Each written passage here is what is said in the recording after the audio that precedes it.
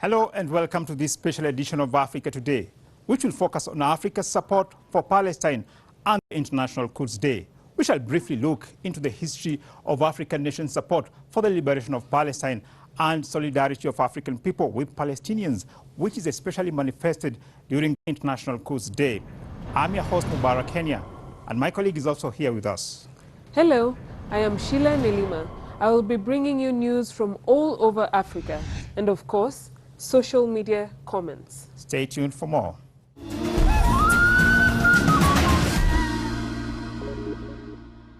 Africa supports Palestine. Africa has a long history of solidarity with Palestine. The Organization of African Unity, the precursor to the African Union, in its 12th ordinary session held in Kampala in 1975, became the first international body to recognize on a large scale the inherent racism in Israel's Zionist ideology by adopting Resolution 77.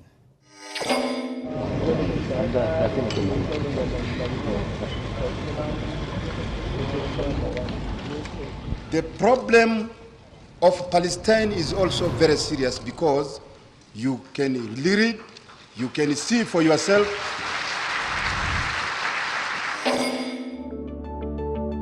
Fast forward in 2013, during the 21st Summit of the African Union in Ethiopia, the Pan-African body granted Palestine an observer status, voicing support for the Palestinian struggle to establish an independent, viable state with East Jerusalem Al-Quds as its capital.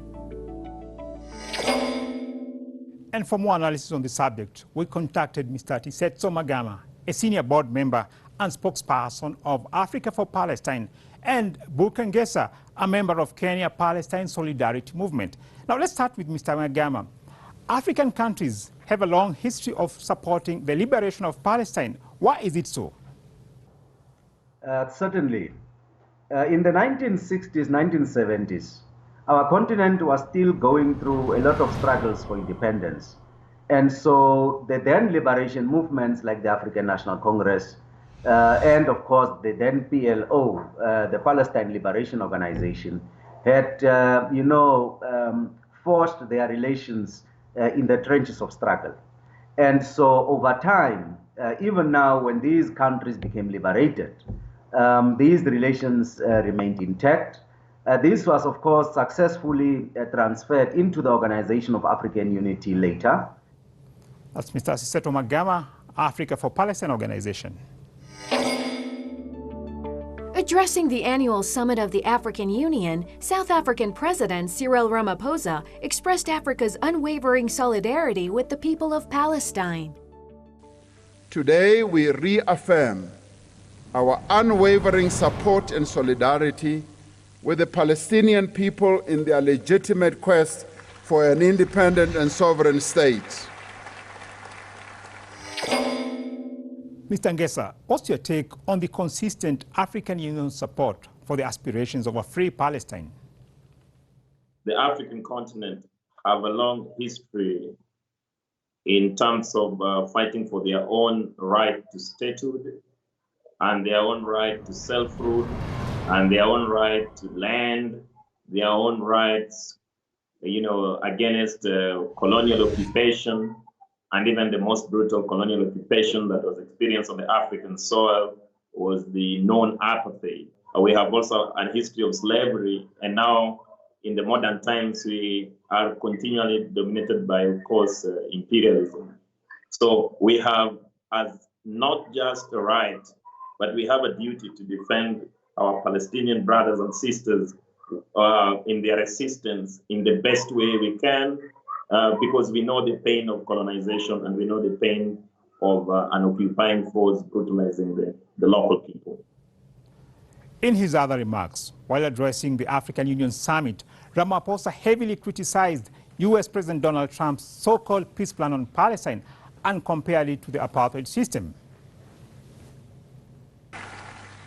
I'd like to say, with regards to the U.S.-inspired plan for the Palestinians, that as I listened to it and as I read everything that's written about it, it brought to mind a horrible history that we as South Africa have gone through. That the apartheid regime once imposed a Bantustan system on the people of South Africa without consultation with them and with all the oppressive elements that that plan had. As I listened to the Arab League and as I listened to our colleagues from Palestine, it sounds like this plan, one, has not been consulted with all the people that matter, especially the Palestinians, and it sounds like a Bantustan type of construct.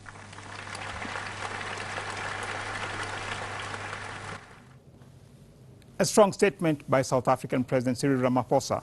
Now, Mr. Magama, African Union leaders have rejected Trump's so-called deal of the century. What's the take on this decision? The attempt by the U.S., to bribe and cajole and coerce some members of the AU, and indeed Israel's own attempts to try to regain entry into the African Union and regain observer status has failed, and indeed we foresee it even failing in the future, because the African continent as a continent is very consistent in its position, which is, of course, the fact that it wants a just solution for the Palestinian question. African Union leaders are following in the footsteps of South African freedom icon Nelson Mandela, who famously stated that Africa's freedom is incomplete without the freedom of the Palestinians. During a visit to Gaza, Mandela voiced his support for armed Palestinian resistance if peace efforts fail. Choose peace rather than confrontation, except in cases where we cannot proceed, where we cannot move forward. Then, if the only alternative is violence, we will use violence.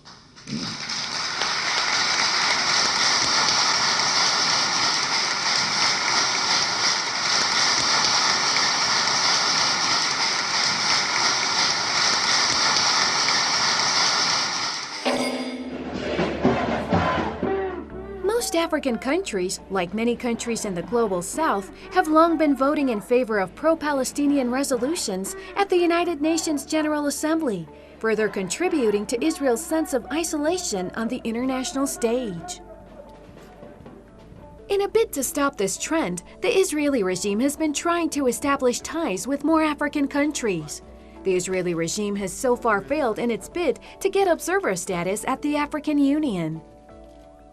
The Tel Aviv regime also faces severe criticism of attempting to have closer ties with Africa, while rejecting African migrants who are constantly brutalized by Israeli regime forces. Netanyahu insulted African migrants, branding them infiltrators. Israel intends to put in front of thousands of asylum seekers the horrible choice between leaving to Rwanda and Uganda, two countries that we know in which they don't receive any legal status or refuge, and actually force them to leave and look for refuge elsewhere.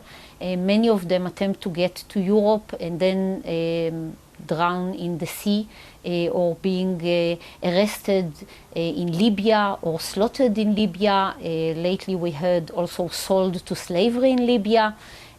All these horrible experiences could have been avoided if Israel would just grant them the refugee status that they deserve. The Israeli regime has been making attempts to establish ties with more African countries. Will the Tel Aviv regime succeed? One of the main things that the Israel government has consistently used is to try and, pull Christians and Israel aside and then say that the issue of the Palestinian liberation is about issues of religion. But in actual sense, now even the African people know very well that the so-called Zionists do not even believe in the issues of Jesus and all that lie about Christianity. They only use it when it is convenient to then put Christians in a corner to support a regime that is actually brutal to the real owners of the land. Amid Israeli efforts to establish ties with African countries, the masses across the continent have come out to reject ties with the Israeli regime. This support has been manifested publicly during the annual International Goods Day rallies. The people of Cape Town, the people of South Africa are coming out both in terms of love for the Palestinian people and oppressed people that gave us solidarity and gave us support during the darkest days of apartheid. But on the other hand, we're also coming out in anger against what can only be described as a severe massacre, a shocking bloodbath that took place in the Gaza Strip.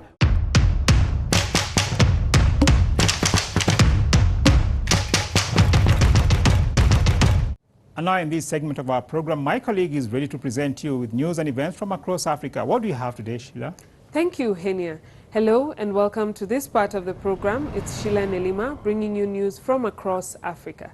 To start us off this week, history was made as Kenya named its first female military spokesperson. Colonel Zipporah Kioko is the new Kenya Defense Forces spokesperson.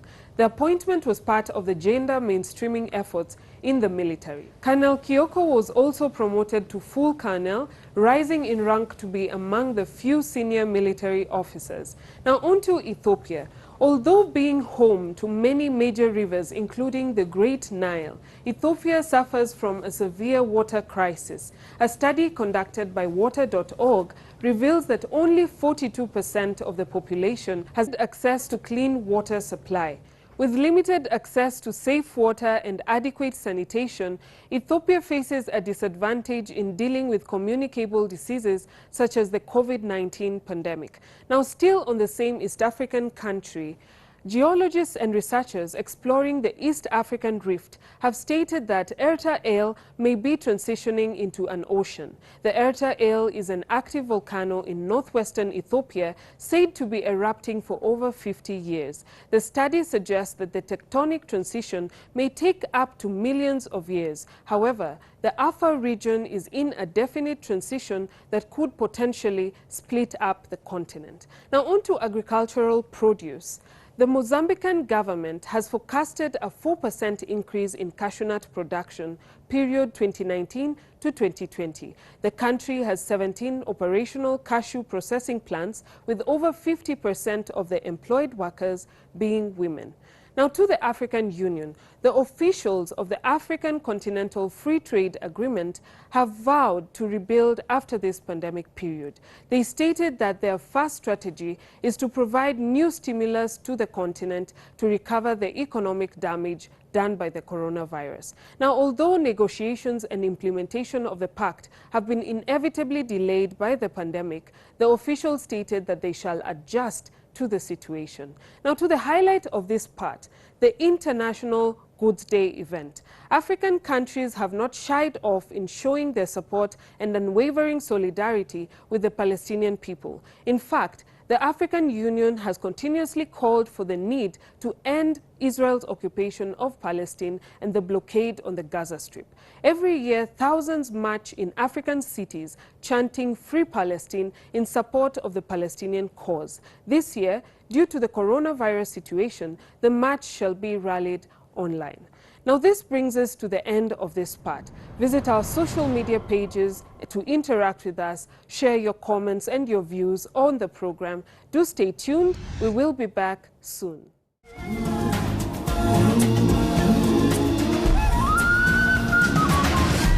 Africa supports Palestine.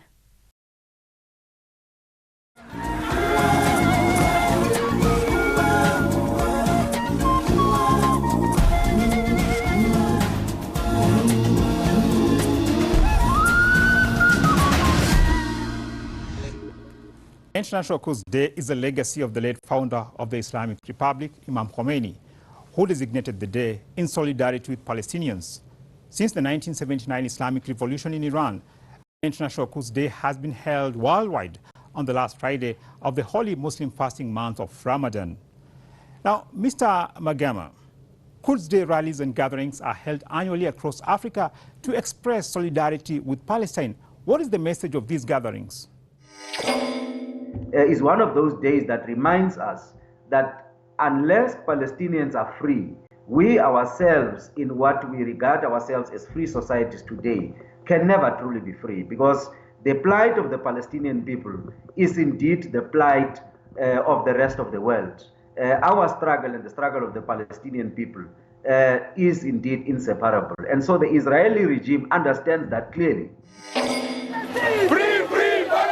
Thousands of demonstrators take to the streets in countries across the continent in a show of solidarity with Palestinians as part of the annual worldwide Quds Day protests. Last year, demonstrations were held in countries such as South Africa, Nigeria, Kenya, and Tanzania, where protesters called on the Israeli regime to end its occupation of the Palestinian territories and criticized their government's ties with Israel.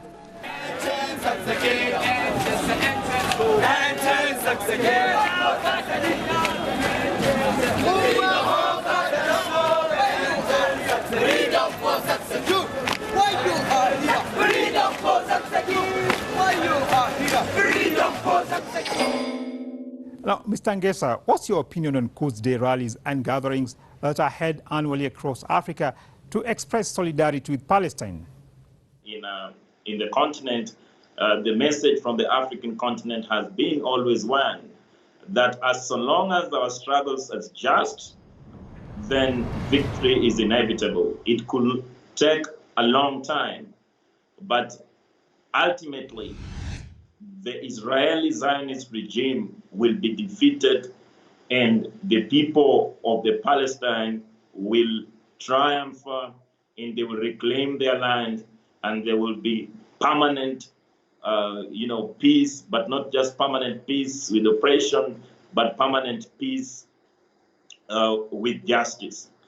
And the message has always been from the African continent also to give strength to the Palestinian people that do not tire to fight for what is right, because you will definitely be victorious.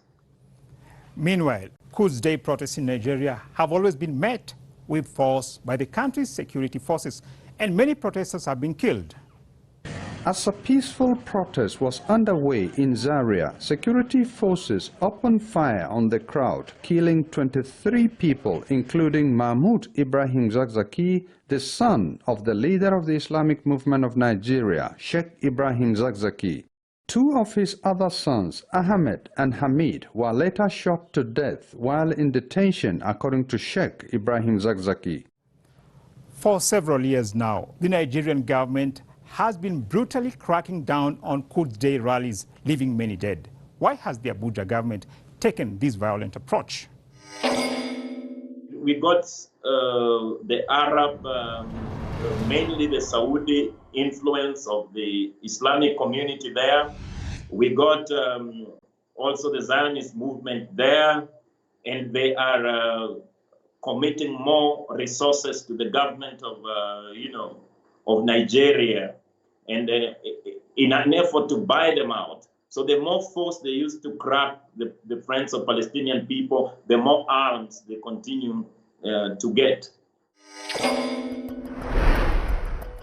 The COVID-19 pandemic has resulted in restrictions on public gatherings. In view of this unexpected situation, what activities do you have instead of the conventional Quds Day rallies and gatherings? In overall sense, COVID-19 has not stopped the struggle, but has only made us learn to diversify other forms of struggles to highlight the issue of the people, the oppressed people of the world and the exploited people of the world. This year's Quds Day is being marked globally, months after the martyrdom of Lieutenant General Qasem Soleimani, commander of the Quds Force of Iran's Islamic Revolutionary Guard Corps. Lieutenant General Soleimani and his companions were martyred in a U.S. terror drone attack near Baghdad International Airport. Qasem Soleimani is referred to as a martyr of Quds, as he dedicated his lifetime struggles to the liberation of Palestine. Following his assassination, rallies were held in African countries, including Nigeria and outside the U.S. Embassy in Pretoria, South Africa, where protesters condemned the U.S. act of terror. We are rejecting the U.S. interventions in the Middle East, particularly now in Iran, the attack on General Qasem Soleimani and the Iraqi general who was with him. We condemn these extraterritorial interventions, extrajudicial killings, the disrespect of the international law by the U.S. After the assassination of Qasem Soleimani, protesters in Africa condemned this illegal U.S. act. We just want to say Soleimani has not died, and he will be reborn many times among the militants of peace and justice. And finally, we will defeat the enemy and the world will be free. One of the major movements involved in peaceful action against Israeli brutality and persecution of Palestine is the Boycott, Divestment and Sanctions, the BDS movement. This movement works to end international support for Israel's oppression of Palestinians. The BDS movement against Israel is gaining momentum in Africa. Palestine will be free! Palestine will be free! From the river to the sea! Palestine will be free! In South Africa, the BDS movement is now using creative ways to drive home the message. South Africa's famous puppet Chester Missing has also joined the movement of boycotting the Israeli regime. I am Chester Missing. I support the non-violent BDS campaign and urge all people and puppets to join the BDS to call to isolate apartheid Israel until it complies with international law.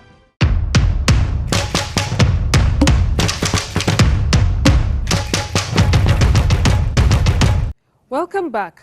In this segment, we are going to look into our social media interactions. Feedback is not always positive, but all the same, we value each and every one of our viewers' comments. To get a glimpse of our few drawback comments, on Twitter, in the episode highlighting U.S. sanctions on Zimbabwe, we had @Tendai Mbofana stating that, as a Zimbabwe rights activist, I found your program on so-called U.S. sanctions on Zimbabwe misleading and grave injustice. What exactly are these sanctions? How do they precisely affect the economy? You just glossed over this issue to propagate your own agenda. Now I'll just invite my colleague. What do we have as an answer for Mr. Mbofana? Thanks a lot, Sheila, for staying in touch and interacting with our viewers online. And we also thank your viewers for staying tuned and also, sending your comments online. Our response to Tendai included an attachment of the facts of our statements, and we also highlighted our agenda, which is to tell the African side of the story with facts on the ground. However, we also invited him to give us his point of view, and we are yet to hear from him. Now, in another episode where we analyzed the situation in Sierra Leone, we had another viewer, Justice for All 2020. He stated that, thanks for sending me the link, but unfortunately and disappointingly, the Sierra Leone portion of the 25-minute clip was cut off. As a Sierra Leonean and a witness, I was over-anxious to get your side of our story. Hope I will be lucky next time. What can we say? What did we say to him? Well, our response here also to the viewer included informing him that the portion was actually not cut out. Rather, we had 10 minutes out of the 25 minutes allocated to the discussion on Sierra Leone. We followed up on the matter, and Justice for All 2020 gave us topics on what people in Sierra Leone want to hear. We'll be airing those subjects in future. Well, as always, visit and follow us on our social media pages. Every feedback, good or bad, is greatly valued. And viewers, that's it for this edition of Africa Today. Thanks for joining us from me, Mubarak Kenya, and my team. Goodbye.